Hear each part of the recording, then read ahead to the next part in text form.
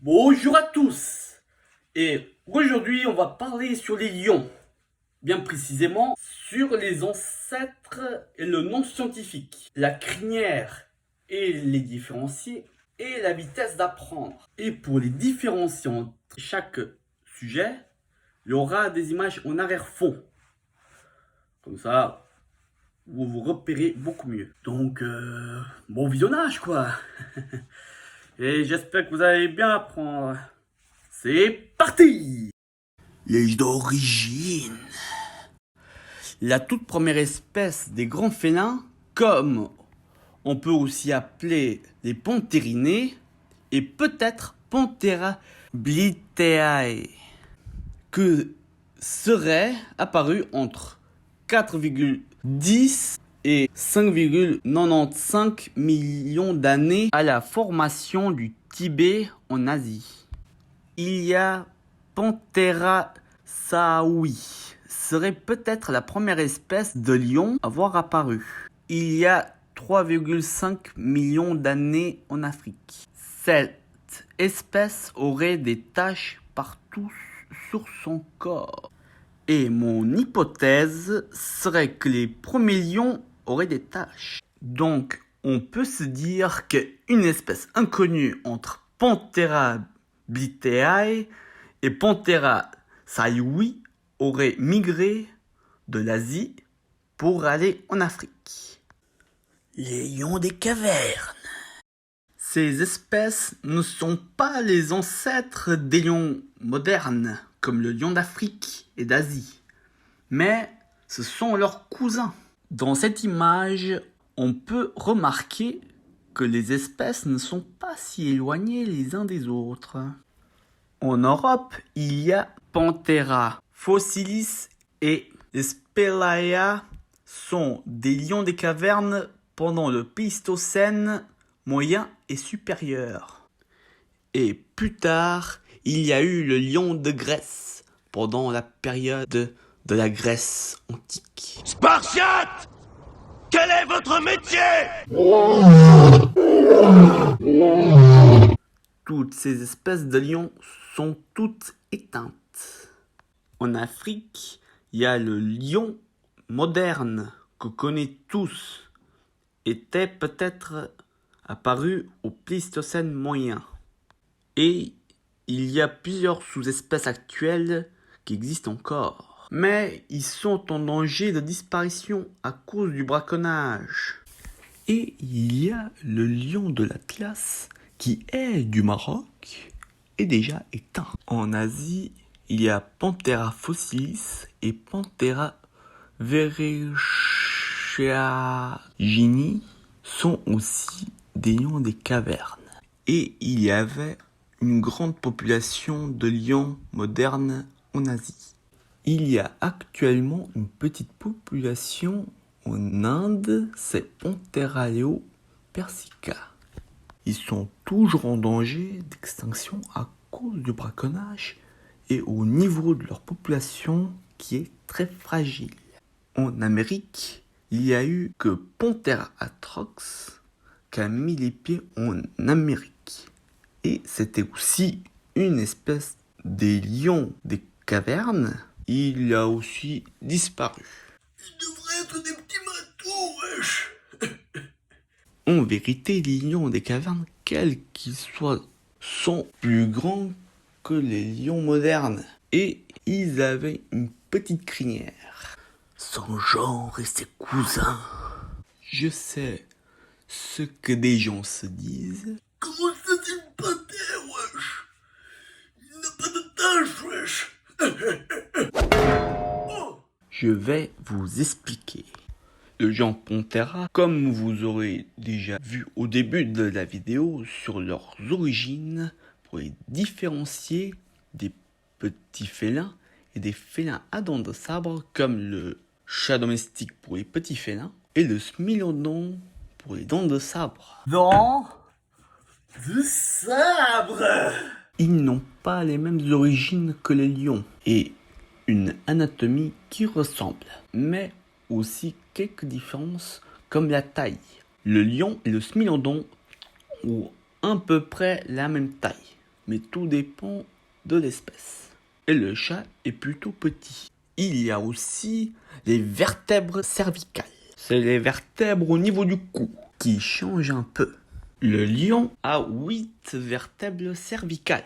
Le chat en a 7 et le smilodon en a 9. Le smilodon a de longues canines, une petite queue et il fait partie de la sous-famille des macaérodontes.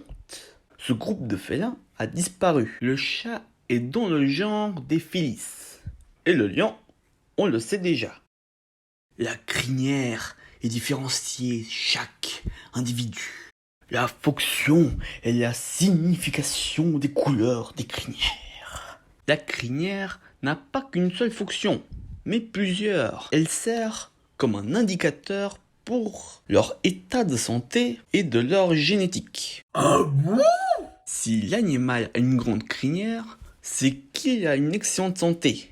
Et si l'animal a sa crinière qui n'est pas en bon état, on le sait qu'il n'est pas en forme. Les couleurs de la crinière sont de la plupart du temps brunes, noires et un peu plus rares en blanc. Pour les lions, la signification de la crinière sont les suivantes.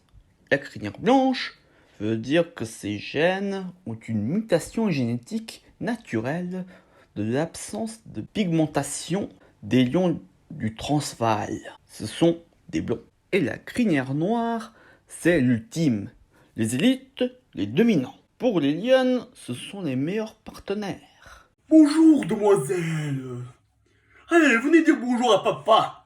Ils attirent les femelles et repoussent les autres mâles.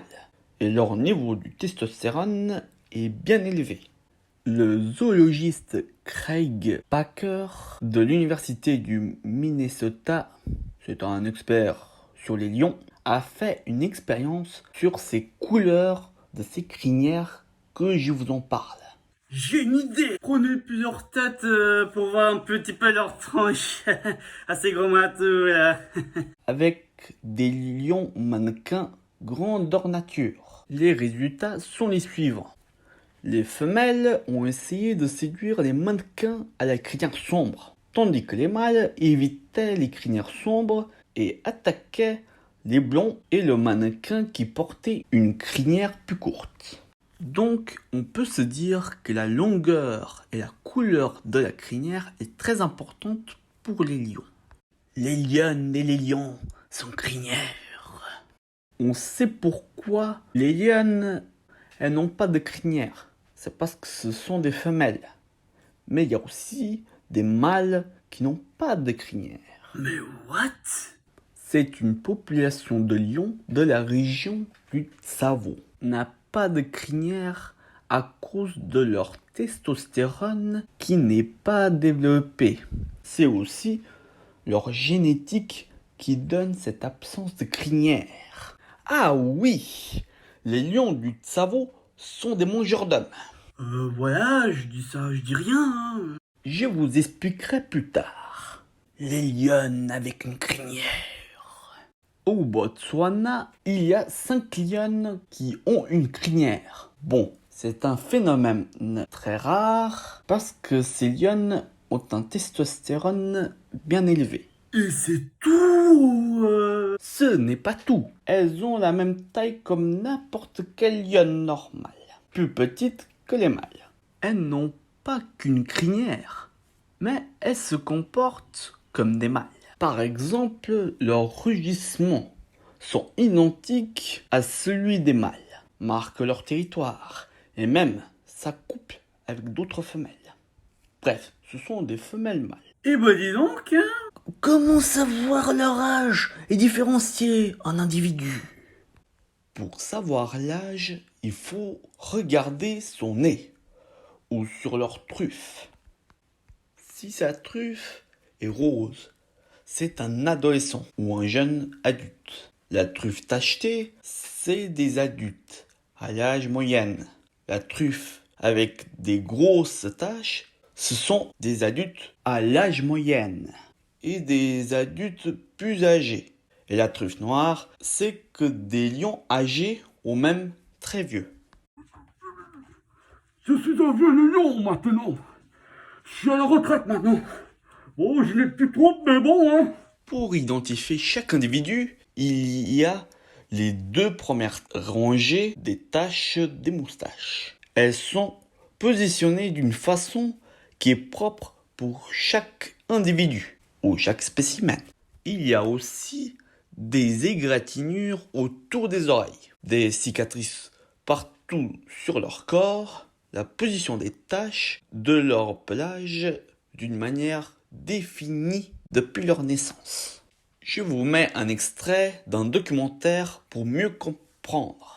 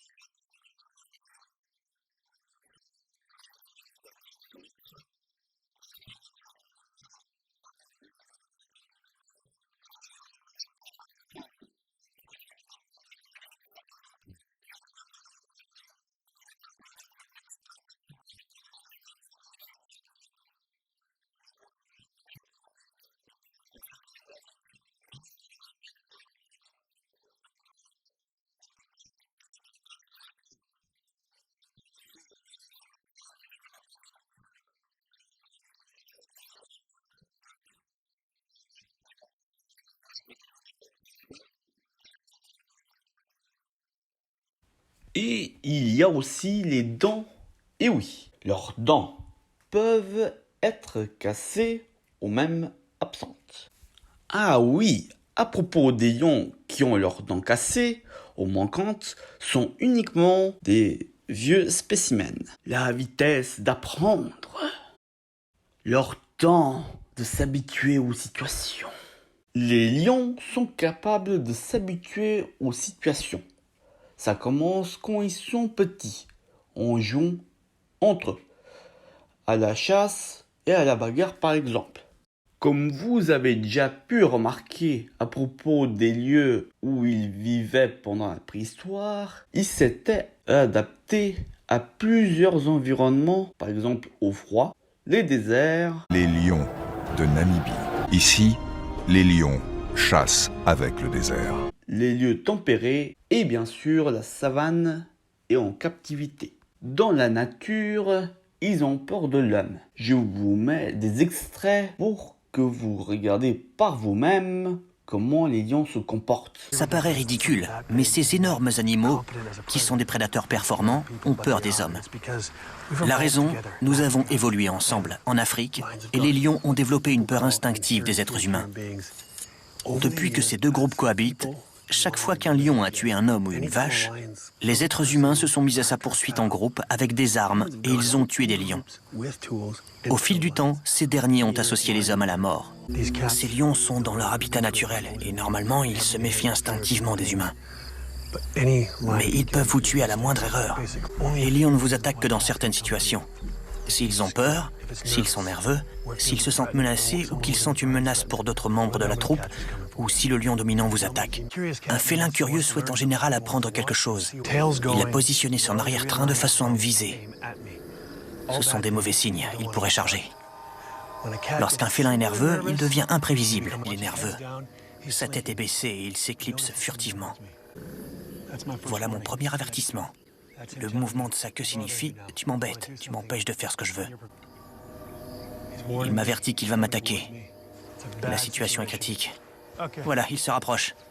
Il vient me chercher. C'est une menace. Il est en train de me dire de partir. L'habitude de s'en prendre aux humains. Elle n'a pas de mauvaises expériences avec eux.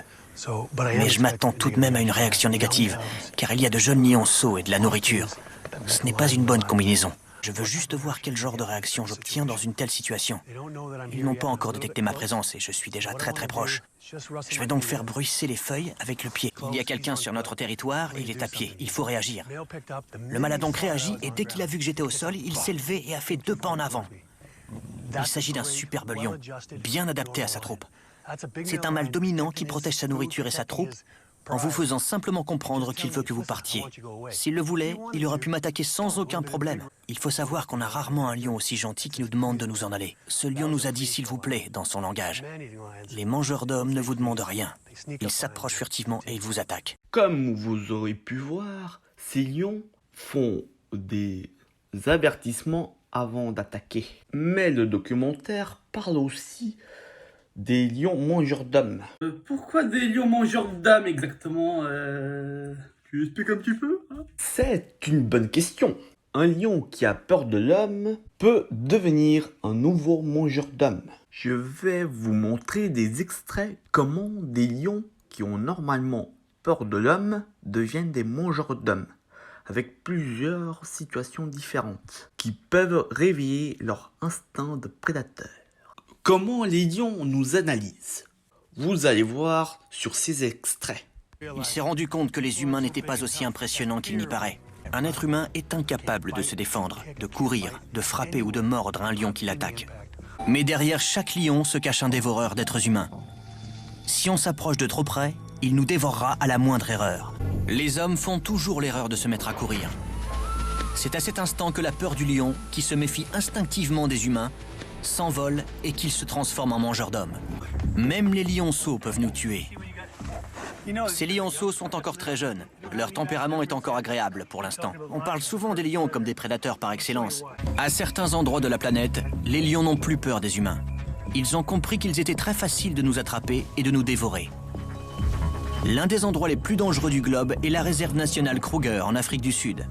Elle s'étend sur 20 000 km², pratiquement la taille de la Slovénie et grouille de lions. Il existe toute une population de lions qui se nourrit d'hommes et de femmes. Ils sont réellement féroces. Il ne s'agit pas d'un cas éloigné, mais de toute une troupe de lions féroces. Vous allez voir ce qui se passe si des lions sont avec le bétail et les problèmes qui arrivent. Il existe un autre élément qui transforme certains lions en animaux féroces mangeurs d'hommes. En Afrique, ils apprennent qu'il ne leur est parfois pas nécessaire de chasser leur proie. Le bétail enfermé dans des enclos est plus facile à attraper qu'une troupe d'antilopes en pleine course.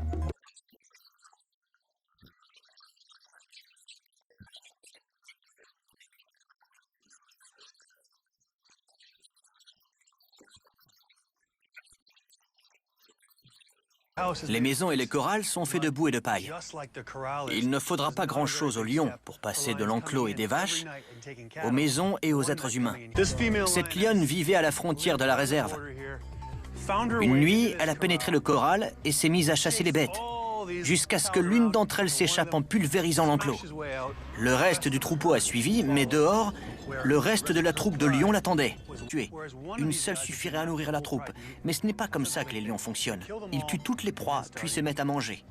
Regardez ce qui se passe si vous essayez de taper sur des casseroles pour les faire peur. Observez bien.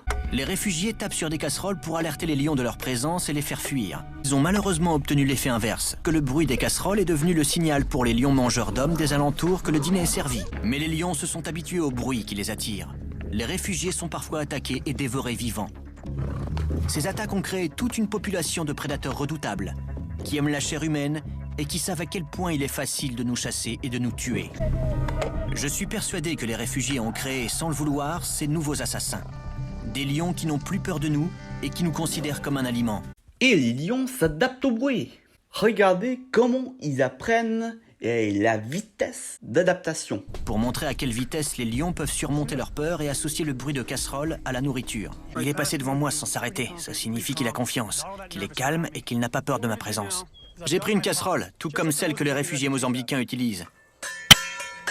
Je vais faire du bruit et ensuite je vais lui donner une friandise. Au bout d'un moment, il va comprendre que ce bruit signifie qu'il va obtenir à manger. J'ai une pique avec un morceau de viande au bout. Il a d'abord peur du bruit. Vous voyez? Je vais lancer les morceaux de viande pour qu'il ne m'associe plus à sa récompense. Je recule et dès qu'il ne me regarde plus, en moins de 5 minutes, Soulou n'a plus peur du bruit et il approche quand il l'entend. 3 morceaux de viande au lieu d'un seul. Voilà comment les réfugiés du Mozambique apprennent aux lions sauvages à reconnaître le bruit de leur proie. Ils frappaient sur leur casserole et un jour, un lion a décidé de s'approcher et il a eu sa récompense. Les autres ont donc continué à réagir de la même façon. Les lions ont d'autres capacités. Par exemple, avoir une excellente vue pendant la nuit. Mais tout est différent la nuit. Les lions voient mieux que les humains et ils sont plus actifs. Je découvre qu'il est plus confiant, plus curieux et plus dynamique que le jour. La raison est assez évidente. Pendant la journée, on peut les voir, puisqu'il fait clair et en plus il fait chaud. Alors ils sont fatigués. C'est nous qui avons l'avantage. Alors que pendant la nuit, ils peuvent nous voir. Mais nous ne pouvons pas les voir. En plus, ils sont actifs. C'est à ce moment-là qu'ils chassent. Ils savent se montrer opportunistes, comme n'importe quel prédateur. À plusieurs reprises, ils ont abandonné la carcasse avant d'y revenir. Le fait qu'ils se permettent de laisser leur repas sans protection indique qu'ils ne craignent pas la concurrence. Sur le territoire défendu par Pamui, la famille de l'Iduma ne rencontre aucune opposition. Ce n'est pas un cas unique chez les lions sauvages, mais c'est un rare privilège. Voler la nourriture des autres prédateurs. Ces deux mâles ont vécu seuls pendant des années et ont conquis leur territoire. Ce sont maintenant d'excellents chasseurs, mais aussi des voleurs et des brutes. À être patient à la chasse. Mère montre l'exemple. Sujet de la leçon du jour, comme d'habitude, la patience. Laisser sa place aux dominants et apprendre de leurs erreurs. Les jeunes ont appris une autre leçon. Les grands mâles sont les premiers servis. À voler de la nourriture aux autres de la même espèce au pas.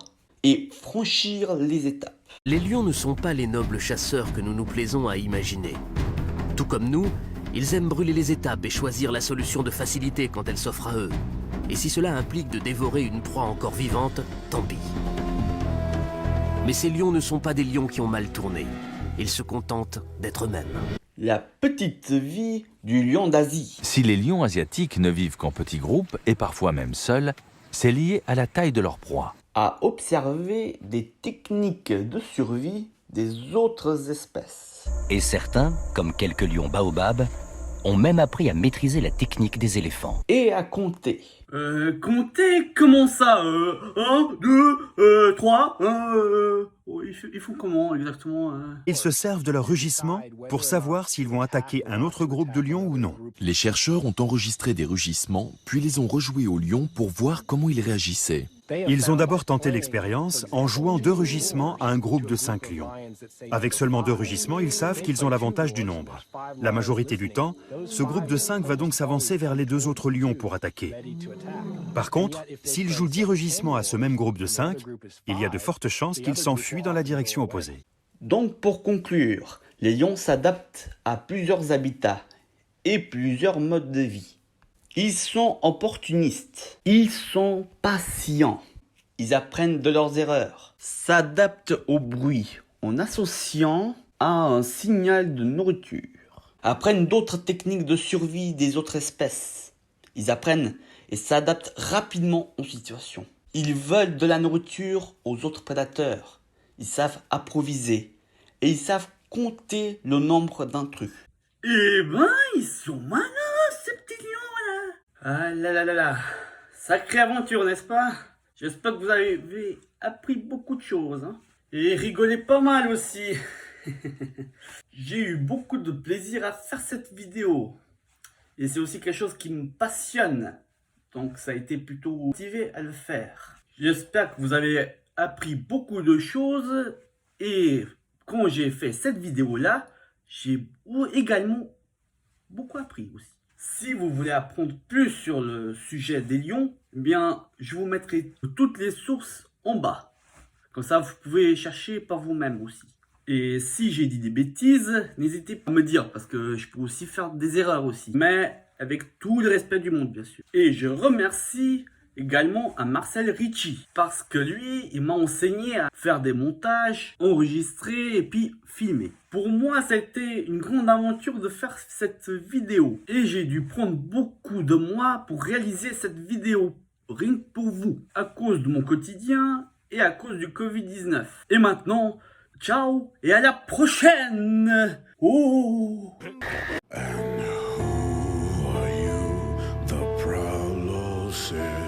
That I must bow so low. Only a cat of a different coat, that's all the truth I know.